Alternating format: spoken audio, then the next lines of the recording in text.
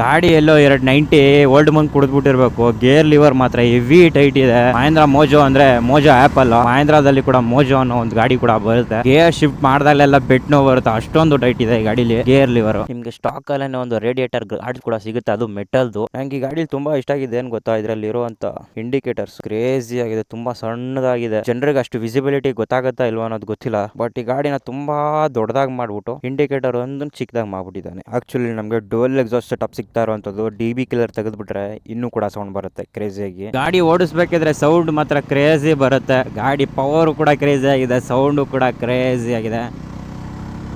ಎಲ್ಲ ನೀವು ಕಟ್ಟಿದ ಹೆಸರು, ಎಲ್ಲ ನೀವು ಕೊಟ್ಟ ಆಸ್ತಿ, ಎಲ್ಲ ನೀವು ಕೊಟ್ಟಂತ ಕರುಣೆ. ಈ ಕೈ ಕರ್ನಾಟಕದ ಆಸ್ತಿ. ಮುಷ್ಟಿ ಮಾಡಿ ಹೊಡೆದ್ರೆ ಮತ್ತೆ ಎದ್ದು ಬಂದಿದ್ದು ಚರಿತ್ರೆ. ಆಯಂ ಸಾಂಗ್ಯ. ಯಾರಾದ್ರೂ ತಪ್ಪು ಮಾಡಿ ಕಂಡ್ರೆ ಶಿಕ್ಷೆ ಕೊಡಂತ ಗಂಡಸು ಕಣ ನಾನು. ಡೌಟ್ರಾಜ, ನಾನು ಡೌಟೇ ಕಣಿಲ್ಲ ಕಣ. ನಮ್ಮ ಬೈಕಲ್ಲಿ ದೀಪಾವಳಿ ಬಂದೇ ಬರುತ್ತೆ. ಪಟಾಕಿ ಯಾವಂದೇ ಆಗಿರಲಿ, ಅಂಥವ್ರು ನಾವಾಗಿರ್ಬೇಕು.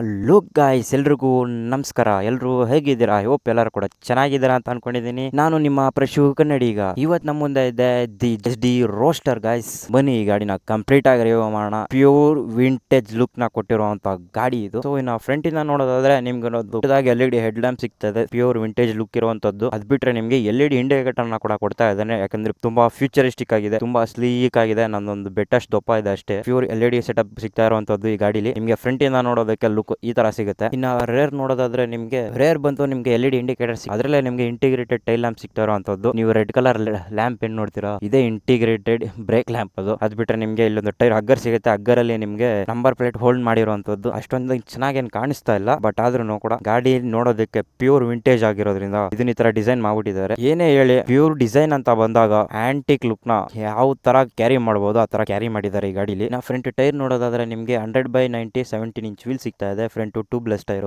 ರೇರ್ ವೀಲ್ ನೋಡೋದಾದ್ರೆ ರೇರ್ ವೀಲ್ ಬಂದು ನಿಮಗೆ 150/70 17 ಇಂಚ್ ವೀಲ್ ಸಿಗ್ತಾ ಇದೆ. ಎರಡು ಕೂಡ ಟ್ಯೂಬ್ಲೆಸ್ ಟೈರ್ ಸಿಗ್ತಾ ಇರುವಂತದ್ದು. ಇನ್ನು ಗಾಡಿ ಸ್ಟೆಬಿಲಿಟಿ ಅಂತ ಬಂದಾಗ ಅಂತೂ ಮಚ್ ಕೂತಂಗ್ ಕೂತಿರುತ್ತೆ ಗಾಡಿ. ಮೊದಲೇ 150 ಸೆಕ್ಷನ್ ಟೈರ್ ನ ಕೊಟ್ಟಿದ್ದಾನೆ. ಲೀನ್ ಮಾಡ್ತಾ ಇದ್ರೆ ಮಾಡ್ತಾನೆ ಇರಬೇಕು ಅನ್ಸುತ್ತೆ, ಜಾಸ್ತಿ ಲೀನ್ ಮಾಡಿದ್ರೆ ಮನಿ ಕೊಡ್ಬೇಕಾಗತ್ತೆ. ಇನ್ನು ಸಸ್ಪೆನ್ಷನ್ ನೋಡೋದಾದ್ರೆ ಫ್ರಂಟ್ ಬಂದು ನಿಮಗೆ ಟೆಲಿಸ್ಕೋಪಿಕ್ ಸಸ್ಪೆನ್ಷನ್ ಸಿಗ್ತಾ ಇರುವಂತದ್ದು. ರೇರ್ ಬಂದು ಸ್ಪ್ರಿಂಗ್ ವಿತ್ ಹೈಡ್ರಾಲಿಕ್ ಸಸ್ಪೆನ್ಷನ್ ಸಿಗ್ತಾ ಇದೆ. ಯಾವುದೇ ಮೋನೋಶಾಕ್ ಸಿಗ್ತಾ ಇಲ್ಲ ಇದರಲ್ಲಿ, ಯಾಕಂದ್ರೆ ಪ್ಯೂರ್ ವಿಂಟೇಜ್ ಗಾಡಿ ಆಗಿರೋದ್ರಿಂದ ನಾರ್ಮಲ್ ಸಸ್ಪೆನ್ಷನ್ ಆಡ್ ಮಾಡಿರುವಂತದ್ದು. ಇದರಲ್ಲಿ ನಿಮಗೆ ಪ್ರೀಲೋಡ್ ಅಡ್ಜಸ್ಟ್ ಮಾಡಬಹುದು 5 ಸ್ಟೆಪ್. ಗಾಡಿ ಸಸ್ಪೆನ್ಷನ್ ಮಾತ್ರ ಕ್ರೇಜಿ ಆಗಿದೆ ಅಂತ ಅನ್ಕೊಳ್ಳಿ. ರೋಡ್ಗೂ ಕರೆಕ್ಟ್ ಆಗಿದೆ, ಆಫ್ ರೋಡ್ಗೂ ಕೂಡ ಕರೆಕ್ಟ್ ಆಗಿದೆ. ನೀವು ತುಂಬಾ ಹಾರ್ಡ್ ಕೋಡ್ ಆಫ್ ರೋಡ್ ಎಲ್ಲ ಮಾಡಕ್ ಹೋಗ್ಬೇಡಿ. ಈಗ ನಾನು ಓಡಿಸ್ತಾ ಇರೋಂತ ಸಣ್ಣ ಪುಟ್ಟ ರೋಡ್ ಇಲ್ದಾರ ರೋಡಲ್ಲಿ ಹೋಗ್ತಾ ಇದ್ದೀನಿ. ಯಾವ್ದೋ ಎಲ್ಲೆಲ್ಲೋ ಬಂದ್ಬಿಟ್ಟಿದೀನಿ ಒಟ್ನಲ್ಲಿ. ಸುಮ್ನೆ ರೋಡ್ ಸಿಕ್ತಂಗ್ ತಿರ್ಗಾಡ್ತಾ ಇದ್ದೀನಿ ನಾಯ್ತರ. ಅದ್ರಲ್ಲಿ ಬೇರೆ ಮಧ್ಯಾಹ್ನ 12:30 ಈಗ ಬಿಸಿಲು ಯಾವ ಲೆವೆಲ್ ಹೊಡಿತಾ ಇದೆ ಅಂದ್ರೆ ಲಿಟ್ರಲ್ ಹೇಳ್ತೀನಿ, ಭಯಂಕರ ಬಿಸಿಲು ಹೊಡಿತಾ ಇದೆ. ಗಾಡಿ ಮೇಲೆ ಕುತ್ಕೊಳ್ಳೋದಕ್ಕಾಗ್ತಲ್ಲ, ತಿಕ್ಕ ಎಲ್ಲ ಸುಟ್ಟಾಗ್ಬಿಟ್ಟೈತೆ ನನ್ನಂತೂ. ಇನ್ನು ಫ್ರಂಟ್ ಗಾಡಿ ಬ್ರೇಕ್ ನೋಡೋದಾದ್ರೆ ನಿಮ್ಗೆ ಫ್ರಂಟ್ 320mm ಡಿಸ್ಪ್ಲೇಸ್ ನ ಕೊಡ್ತಾ ಇದ್ದಾನೆ. ಅದು ಕೂಡ ಬೈ ಬ್ರೇಕ್ ಕ್ಯಾಲಿಪರ್ ಬಂದಿರುವಂತದ್ದು. ನಿಮ್ಗೆ ಗಾಡಿಯಲ್ಲಿ ಡ್ಯುಯಲ್ ಚಾನಲ್ ABS ಸಿಗ್ತದೆ. ಇನ್ನು ರೇರ್ ಬ್ರೇಕ್ ನೋಡೋದಾದ್ರೆ ನಿಮ್ಗೆ 240mm ಡಿಸ್ಪ್ಲೇ ಸಿಗ್ತಾ ಇದೆ. ಅದರಲ್ಲೂ ಕೂಡ ಬೈ ಬ್ರೇಕ್ ಕ್ಯಾಲಿಪರ್ ಕೊಟ್ಟಿರುವಂತದ್ದು. ಬ್ರೇಕಿಂಗ್ ಮಾತ್ರ ಸೈಕ್ ಆಗೈತೆ ಅನ್ಕೊಳ್ಳಿ. ಲಚ್ಚಿಕ್ನೆ ಹಿಡಿದ್ರೆ ಪಚಿಕ್ನೆ ನಿಂತ್ಕೊಳ್ಳುತ್ತೆ. ರೇರು ಕೂಡ ABS ಇದೆ ಈ ಗಾಡಿಲಿ. ನಮಗೆ ಡ್ಯುಯಲ್ ಚಾನಲ್ ABS ಸಿಗ್ತಾ ಇರುವಂತದ್ದು. ಇದರಲ್ಲಿ ಯಾವ್ದು ಸ್ವಿಚಬಲ್ ABS ಅಂತೂ ಮಾಡೋದಕ್ಕಾಗೋದಿಲ್ಲ. ಇನ್ನು ಗಾಡಿ ಸೀಟ್ ಹೈಟ್ ನೋಡೋದಾದ್ರೆ 790mm ಸೀಟ್ ಹೈಟ್ ಇದೆ. ಆರಾಮಾಗಿ ಕುಳ್ಳ ಇದ್ದವರೆಲ್ಲ ಓಡಿಸ್ಕೊಂಡು ಹೋಗ್ಬೋದು. ನಾನು ಕೂಡ ಕುಳ್ಳ ಇದ್ದೀನಿ, ಆರಾಮಾಗಿ ಓಡಿಸ್ಕೊಂಡು ಬಂದಿದ್ದೀನಿ. ಸೀಟ್ ಕಂಫರ್ಟ್ ಮಾತ್ರ ಕ್ರೇಜಿ ಆಗಿದೆ ಅಂತ ಅನ್ಕೊಳ್ಳಿ. ಒಳ್ಳೆ ಸೋಫಾ ಮೇಲೆ ಕುತ್ಕೊಂಡಿರೋ ತರ ಫೀಲ್ ಬರುತ್ತೆ. ಹಿಂದ್ಗಡೆದು ತುಂಬಾ ಚಿಕ್ಕ ಸೀಟ್ ಆಗಿರುತ್ತೆ, ಬಟ್ ಹಿಂದ್ಗಡೆ ಕುತ್ಕೊಂಡವರು ಮುಂದ್ಗಡೆ ಕೂತಿರೋನ ಇಟ್ಕೋಬೇಕು, ಹಿಂದ್ಗಡೆ ಇಟ್ಕೊಳ್ಳೋದಕ್ಕೆ ಏನು ಇಲ್ಲ. ಅದಕ್ಕೋಸ್ಕರ ಒಬ್ಬಳನ್ನ ಹುಡುಗಿನ ಇಟ್ಕೋಬೇಕು, ತಪ್ಕೊಳ್ಳೋದಕ್ಕೆ ಬೇಕಲ್ಲ. ಇನ್ನು ಗಾಡಿ ಗ್ರೌಂಡ್ ಕ್ಲಿಯರೆನ್ಸ್ ಬಂದು ನಿಮಗೆ 175mm ಕೊಟ್ಟಿರುವಂತದ್ದು. ಇಂಡಿಯನ್ ರೋಡ್ಗೆ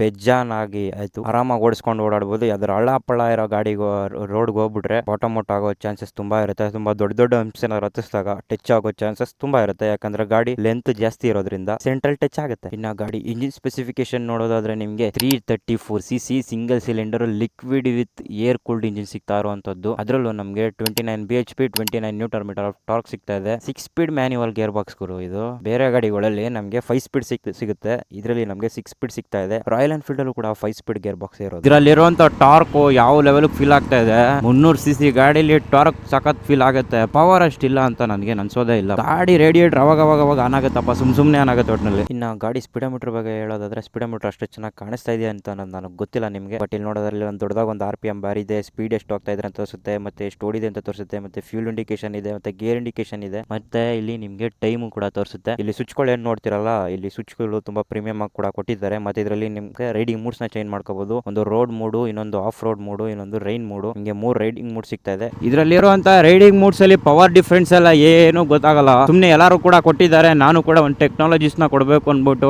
ಕೂಡ ಕೊಟ್ಟಿರುವಂತದ್ದು. ಇನ್ನು ಗಾಡಿ ಫ್ಯೂಲ್ ಟ್ಯಾಂಕ್ ಕೆಪಾಸಿಟಿ ಬಗ್ಗೆ ಹೇಳೋದಾದ್ರೆ ನಿಮಗೆ 12 ಲೀಟರ್ ಫ್ಯೂಲ್ ಟ್ಯಾಂಕ್ ಕೆಪಾಸಿಟಿ ಸಿಗ್ತಾ ಇದೆ. ಆನ್ ಅವರೇಜ್ ನಿಮಗೆ ಗಾಡಿ 30 ಕೊಡುತ್ತೆ ಮೈಲೇಜ್ ಅಂತ. ಒಂದು ಫುಲ್ ಟ್ಯಾಂಕ್ ಅಲ್ಲಿ ನೀವು 360 ಕಿಲೋಮೀಟರ್ ಹೋಗಿದ್ ಬರ್ಬೋದು. ನಿಮಗೆ ಸ್ಟಾಕ್ ಅಲ್ಲೇ ಒಂದು ರೇಡಿಯೇಟರ್ ಗಾರ್ಡ್ ಕೂಡ ಸಿಗುತ್ತೆ, ಅದು ಮೆಟಲ್ದು. ತಗೊಂಡಾಗ್ಲೇನೆ ಅಲ್ಲಿಂದ ಟ್ರಾಫಿಕ್ ಅಲ್ಲಿ ಓಡಿಸಿ ಕಾಲೆಲ್ಲ ಹೀಟ್ ಆಗ್ಬಿಡುತ್ತೆ. ನನಗೆ ಗಾಡಿ ಓಡಿಸ್ಬೇಕಾದ್ರೆ ಒಂದು ಫೀಲ್ ಗೊತ್ತಾಗ್ತಾ ಇದೆ, ಒಂದು ರಾಯಲ್ ಎನ್ಫೀಲ್ಡ್ ಒಂದು KTM ಕೂಡ ಕ್ರಾಸ್ ಬ್ರೀಡ್ ಮಾಡ್ದಂಗೆ ಫೀಲ್ ಆಗ್ತಾ ಇದೆ. ಗಾಡಿ ಇಷ್ಟು ಹೆವಿ ಇದ್ರೂ ಗಾಡಿಲಿ ಇರೋ ಪವರ್ ಪಿಕಪ್ ಮಾತ್ರ ಕ್ರೇಜಿ ಇದೆ. ಮತ್ತೆ ನಿಮ್ಗೆ ಗಾಡಿ ವೆಯ್ಟ್ ಹೇಳಿರ್ಲಿಲ್ಲ, ಗಾಡಿ ವೆಯ್ಟ್ ಬಂದು 194 ಕಿಲೋಸ್ ಇರೋಂಥದ್ದು. ಈ ಗಾಡಿ ವೆಯ್ಟ್ಗೂ ಇದರಲ್ಲಿರುವಂತ ಪವರ್ಗೂ ಒಂದು ಚೂರು ಕಾಂಪಿಟೇಷನ್ ಇಲ್ಲ. ಗಾಡಿ ಆರನ್ ಸೌಂಡ್ ಕೇಳಿಸ್ಕೊಂಡಿಲ್ಲ ಅಲ್ವಾ?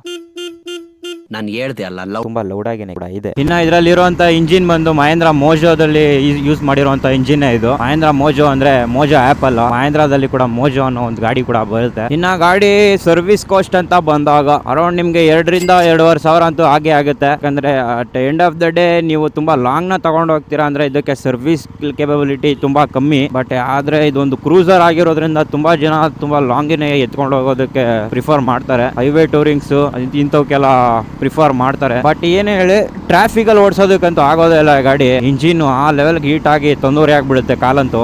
ಗಾಡಿ ಎಕ್ಸಾಸ್ಟ್ ನೋಟ್ ಕೇಳಿಸ್ಕೊಂಡಿಲ್ಲ ಅಲ್ವಾ?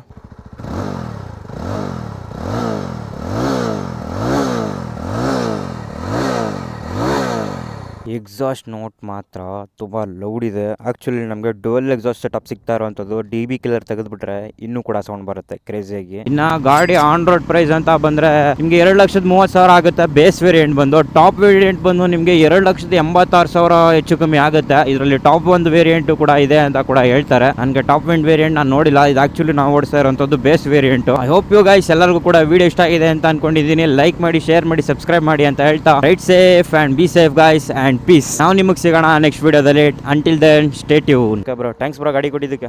ಅದು ಗೇಲಿವರ ಒಂದು ಆಡಿದೆ, ಇದನ್ನು ಚೆಕ್ ಮಾಡಿಸ್ಕೊಳ್ಳಿ ಅದಕ್ಕೂ. ಹಾಂ ಹಾಂ ಓಕೆ. ಅದೊಂದು ಗೇರ್ ಲಿವರ್ ಅದೊಂದೇ ಹೆವಿ ಆಡು. ಗೇರ್ ಶಿಫ್ಟ್ ಮಾಡಿ ನನಗಂತೂ ಹೆಬ್ಬೆಟ್ಟು ನೋಯ್ತಾ ಇದೆ.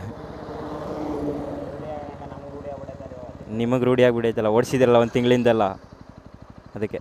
ಓಕೆ ಬ್ರೋ ಥ್ಯಾಂಕ್ಸ್ ಗಾಡಿ ಕೊಟ್ಟಿದ್ದಕ್ಕೆ.